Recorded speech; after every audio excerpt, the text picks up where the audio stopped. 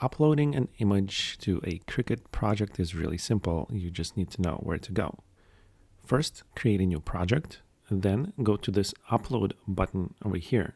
Click on that, and here you'll see all of your previously uploaded images. Now, to upload a new image to Cricut project, just click on this upload image button. Here, go to browse button and just find that SVG file you're looking for that you want to add to your Cricut Design Space project.